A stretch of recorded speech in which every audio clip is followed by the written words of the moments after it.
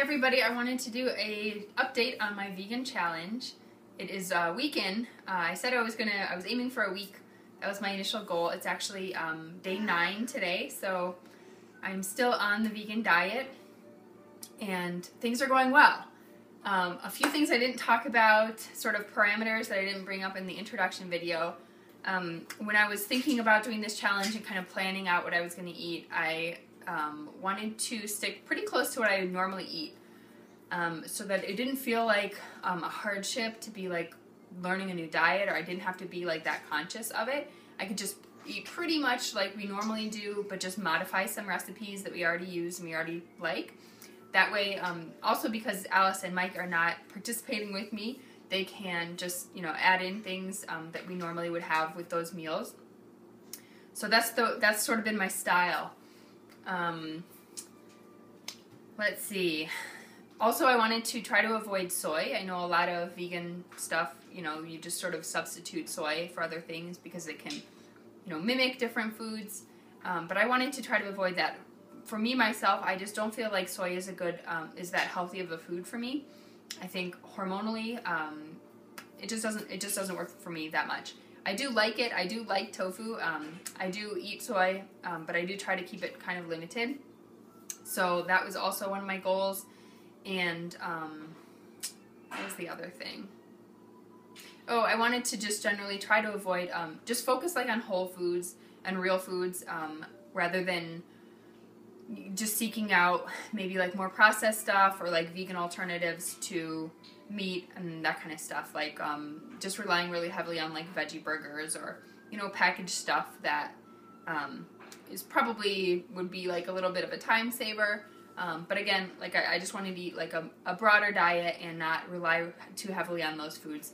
Those foods are also pretty expensive, so they're sort of off my radar anyway. So today is day 9 and I'm feeling generally really good. I've been surprised at how little I've been affected by this change. I can guarantee you this is the only time in my entire life that I have not had dairy products for probably more than a day. I've probably had dairy every single day of my life.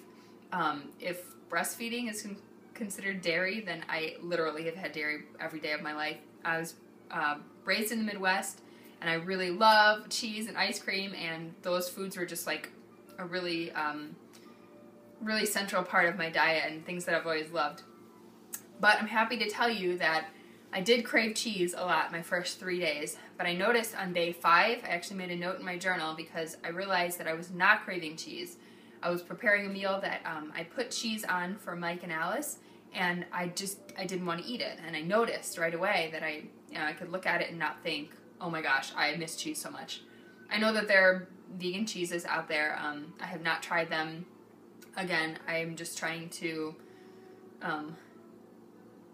not rely too heavily on those foods at this point. But, yeah, so the dairy thing, the first 5 days, or, the first 3 days were the hardest, and by day 5 it was fine. Right now I can think about cheese and ice cream and not want to go eat them. In general, I don't really feel like I'm lacking anything. I feel like I've been eating pretty normally, and I feel full enough most of the time. I've been snacking more than usual, I would say, and maybe that's just because, I don't know, maybe I just want to be feeding my face a little bit more and try to compensate for maybe lower calorie stuff, or I'm not sure. But I found a lot of new like vegan snacks and really yummy stuff, so I don't feel like I'm missing out on anything.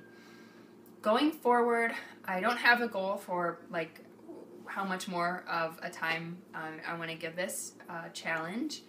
I think I'll probably give it another week. I am planning to reintroduce honey because I feel like honey is a very healthy food for me. It's almost like medicine to me, and it's something that's always helped with my sinuses and allergies and that kind of stuff.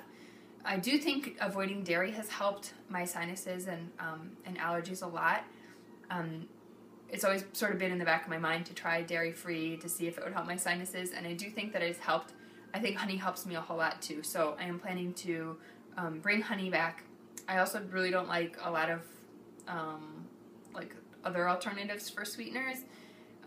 like stevia or stevia or however you say that. I really don't like that stuff. It tastes gross to me.